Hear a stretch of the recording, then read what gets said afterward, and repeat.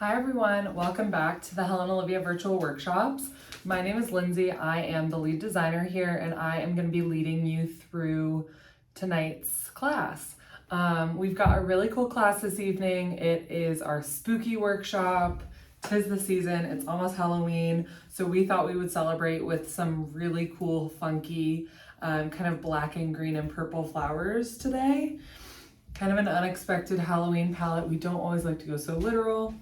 So get your supplies and we will go ahead and get started. What you're gonna need is your bucket of flowers, your bag of supplies, and you're going to need your floral tools. So I am gonna be using a floral knife as well as a pair of clippers for this class. If you don't have either one of these, good sharp pair of kitchen scissors or a small paring knife will do.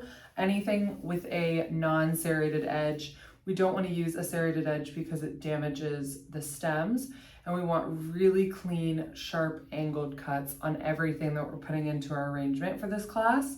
And you want that whenever you're arranging flowers in general. You don't want to use a dull pair of clippers or anything because it will bend and break stems instead of giving them a clean cut. So grab your tools. Inside of the bag, we have our vase for this class, which is a black boat, which is going to be really fun and kind of a different shape than what we're used to.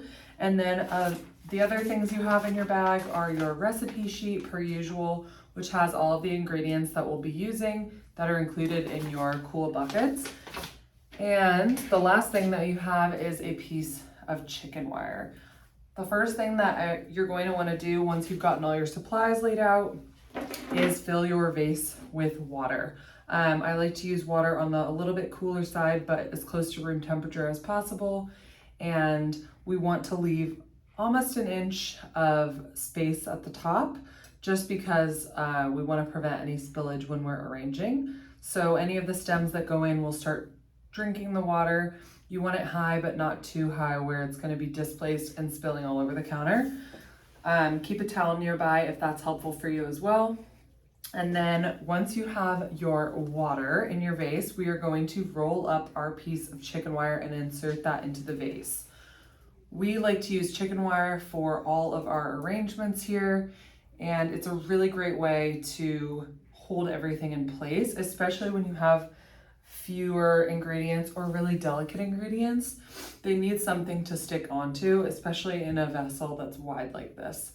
This is something great that you can reuse as well. So once your arrangement is done for, you can definitely reuse your piece of chicken wire and arrange your grocery store flowers, etc. with it. So this is a really great tool to have on hand.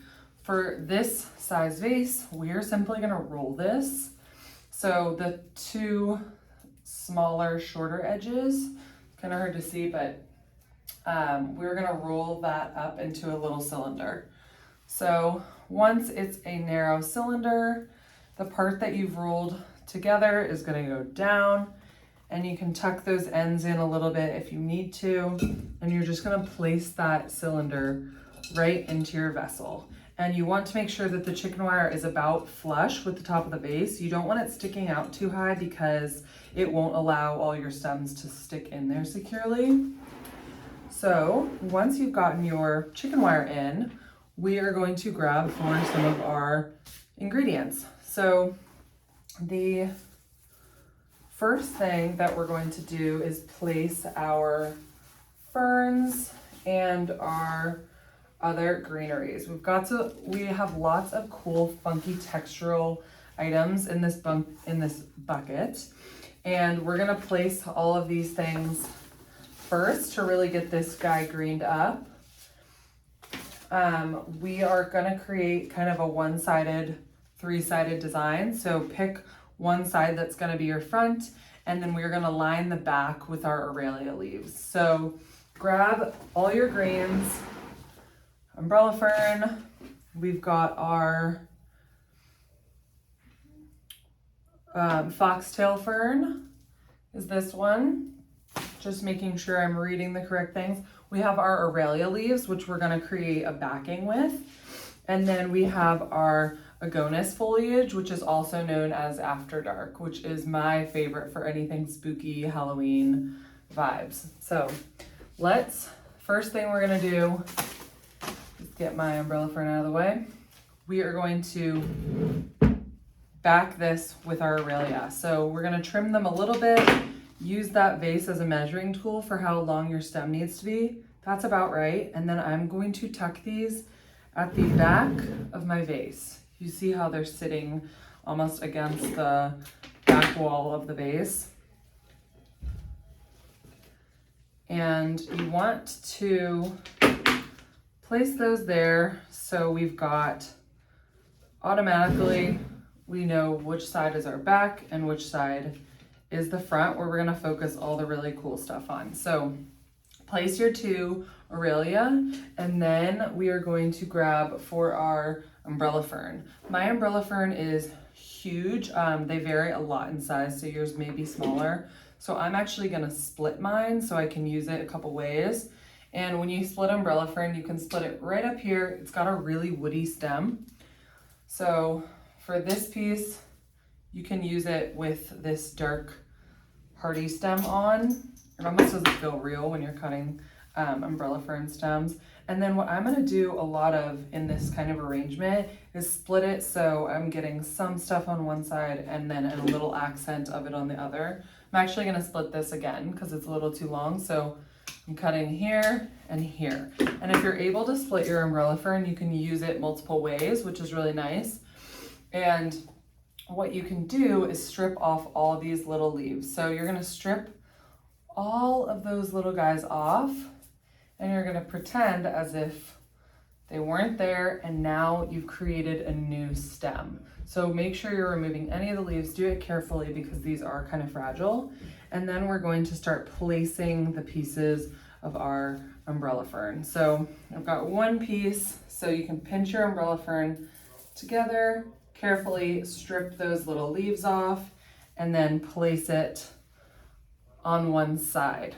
So now that I've got 2 pieces there, I'm going to place one piece on this side because I do want to kind of even it out and have an accent of that there. And then I'm going to come around so I don't have to turn this away from you. And then I'm going to place my last little piece up high there, so it's kind of spraying upwards. So now that we've got those placed, we're going to grab for our foxtail fern. Our foxtail fern is this really fun and funky fern, and same goes as the umbrella fern. You have to remove any of the little tiny leaves on your ferns, and then you're able to use the place where the leaves were as the new stem. So I'm gonna keep these a little long because this is our spooky workshop, so I want it to be really kind of wild and crazy. So I'm gonna put one right there, really cool mix of textures. Then I've got another that I'm going to place low on the other side so it hangs down. Sorry, my bucket is kind of blocking.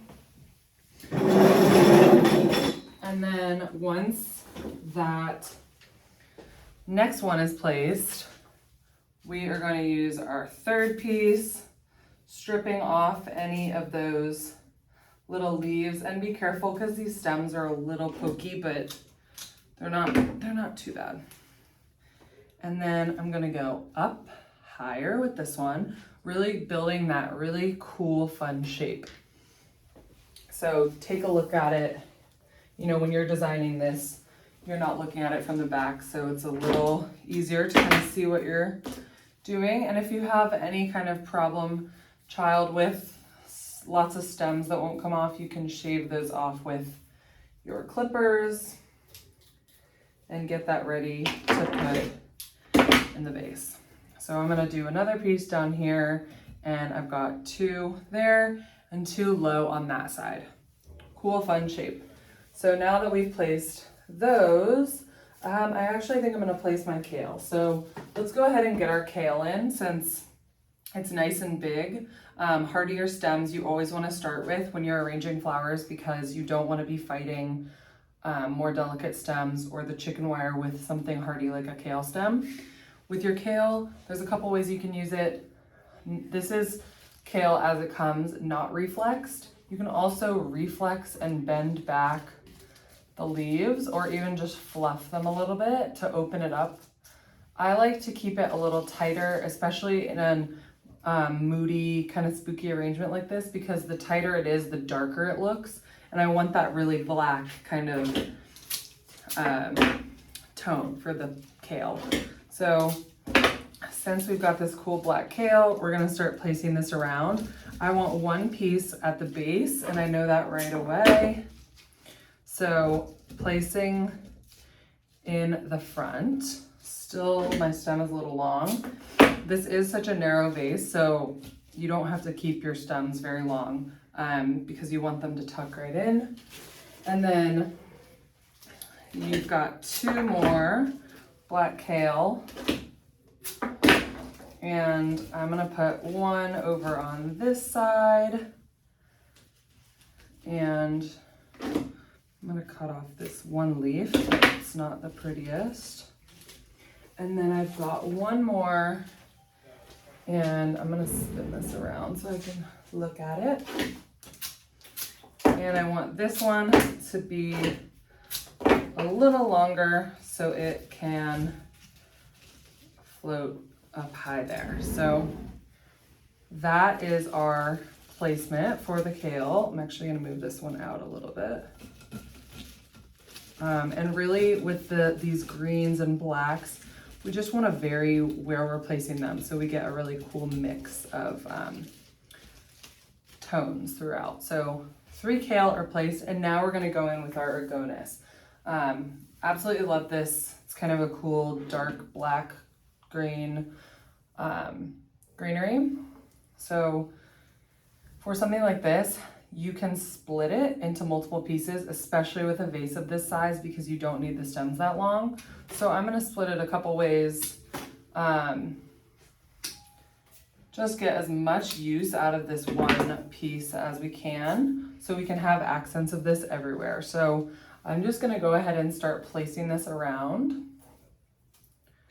And again, playing with really funky, cool textures this class, so don't be afraid to leave things kind of spraying out. And really get that dark foliage kind of concentrated in certain areas. You don't want to spread it around too much where the dark color gets lost with a delicate dark green like this. So I'm kind of concentrating in little pockets. So I've got a pocket down here. I'm going to do one up here, one over here, and then we'll go from there. So split that agonis up as much as you would like. And we're making clean, sharp cuts on every single piece that we're inserting into our water.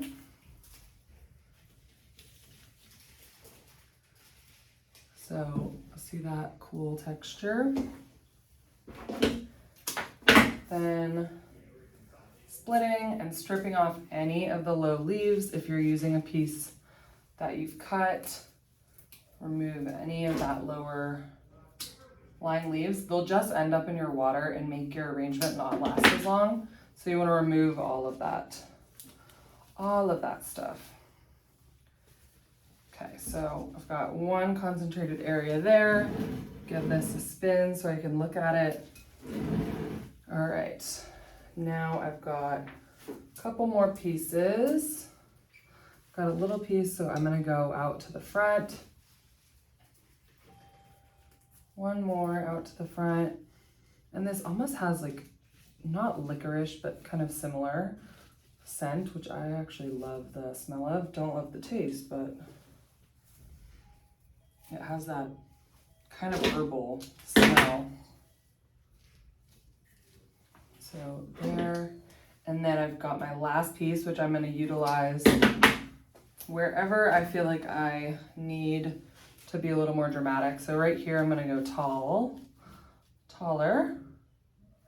And then I've got one more good solid big piece, and I'm gonna spray that out to the side here. And again, hopefully you can see that okay.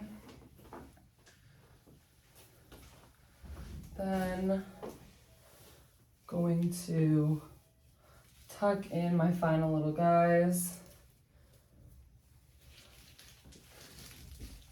And there you go.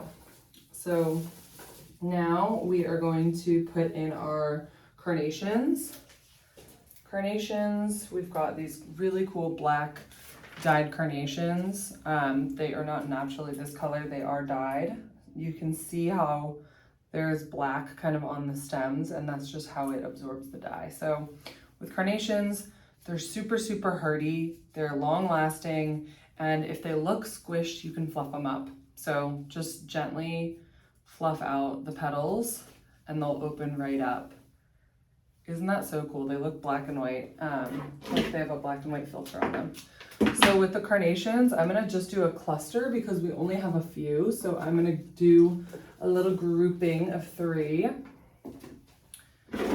And I want that kind of right in the center. So first one, and I wanna stick them out a little further than my kale so you can see them and they don't get lost. And then the second one, remove any of those little leaves, give it a gentle, gentle little fluff. And place your second. And then you've got a third one to use, removing those leaves and giving it a nice gentle fluff to make it open up a little more. And we're going to just stick with a pretty trio. So this here.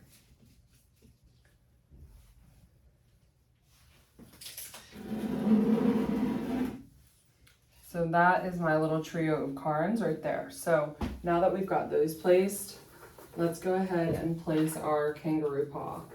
Our kangaroo paw is this really fun lime green. I think this is perfect for Halloween because they're called kangaroo paws for a reason. They look like little kangaroo feet, but I always kind of think they look like little hands. So we're gonna make these stick out and give it a really spooky, cool vibe. If you wanna pick one piece that you can split in 2, then do that. So I'm gonna split this one in 2, and then the other 2 I'm gonna use all together, removing any pieces that I won't use.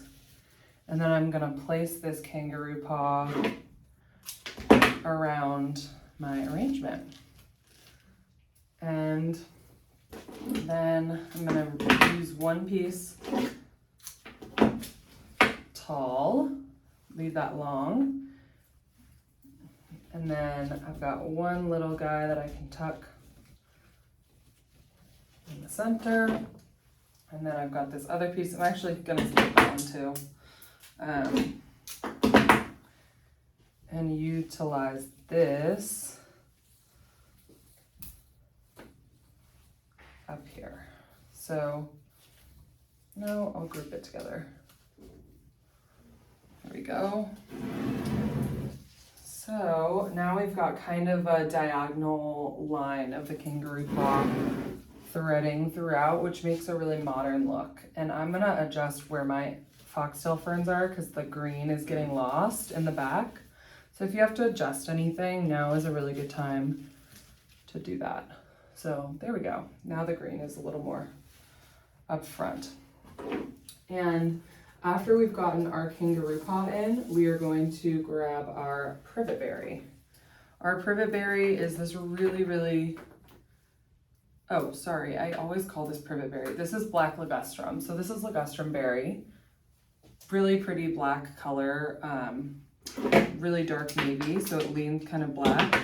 We're gonna fill any little gaps with this pretty berry and just get that texture all throughout. It's a really fun berry texture. If you can't use part of it, you're just gonna pull off any of these little stems.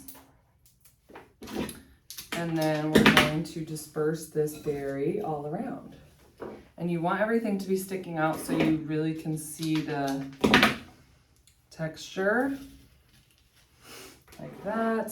And I think that's my last piece. There are 3 pieces of that. And the other thing that I want to say is if you have any sort of hole in the center of your arrangement, we can fill that with a number of things, but if you feel like you need to move any greenery around from the back, like I have put a couple pieces in the back that I think would be better suited for this hole I've got in the middle, I'm just adjusting that there. So those are in a better spot. So now that those are all in, I might want to move one of my carnations. So I'm just gonna relocate one of my carnations because I think they were a little bit crowded. There's my new placement. And then we're gonna put in our ranunculus. So our ranunculus are these gorgeous plum. These are one of my favorite ranunculus, probably one of my favorite flowers. They're just so pretty and rich looking. So with the ranuncs, we're gonna use these to fill any spaces and also pop in that darker texture. If you have a little bud, you can cut it off, but also use it. We've got, you know, cool things going on, so it works in this arrangement. And I don't want these to get lost. I want them to be kind of a focal point, so I'm putting them right up front and center. Like that.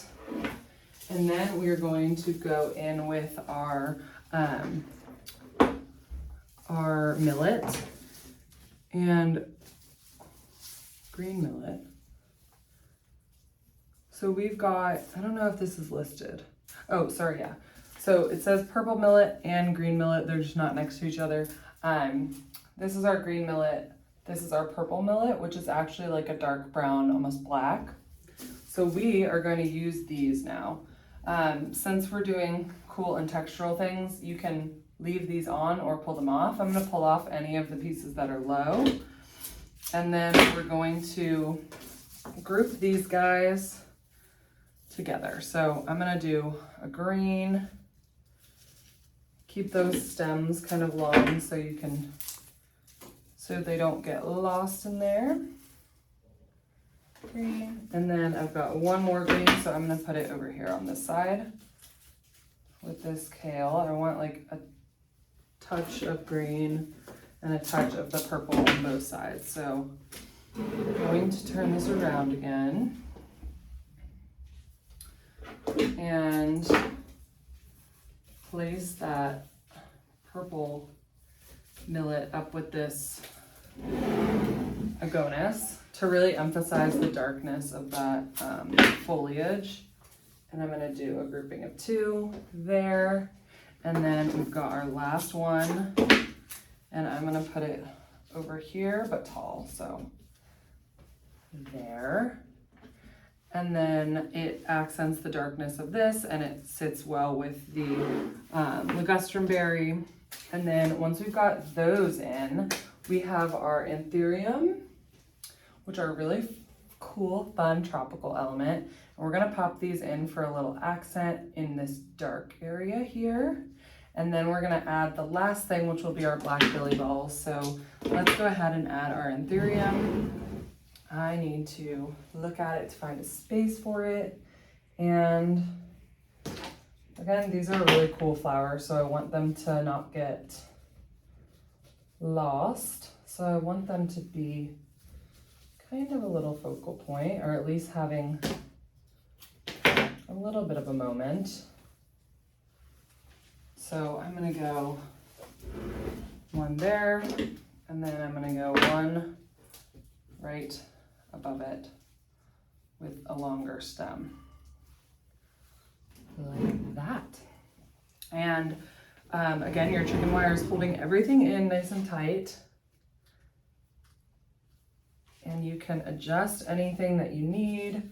I'm gonna again move, I think, one of my pieces of umbrella fern forward,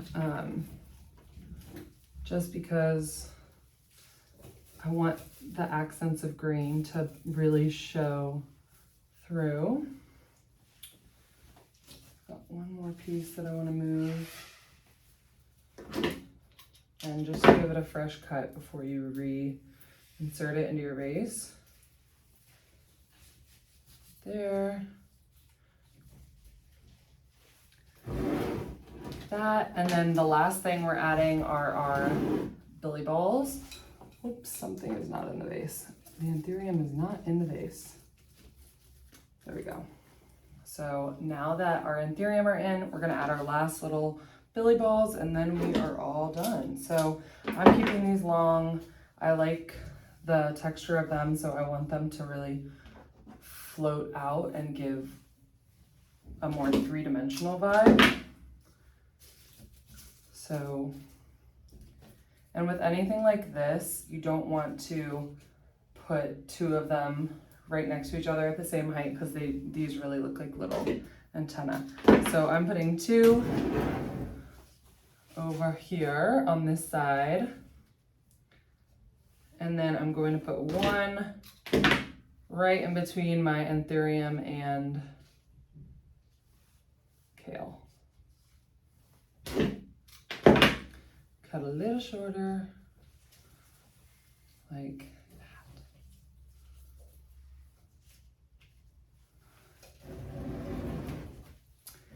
And that is our finished product. This is just a really fun, spooky palette, perfect for Halloween coming up. We've got our grays and purples and blacks and greens, and it's just a lot of fun, really textural and bouncy, and perfect for your front door when you're greeting your trick-or-treaters. To make sure that it lasts, just give it fresh water every day, and you can easily see right into the back where you put those Aurelia leaves. And I'll show you what the back looks like just to show you that it's not pretty, but it will go up against a wall or a counter. So make sure you're adding fresh water every day, and if anything starts to look a little sad, you can always pull it out and throw that away, and it'll help everything else last a little longer. And make sure you save that chicken wire and you reuse it for something else. Thanks so much for joining us. It's always so much fun to teach these, and I love this spooky palette. Hope you all have a very safe and happy Halloween, and we will see you next time.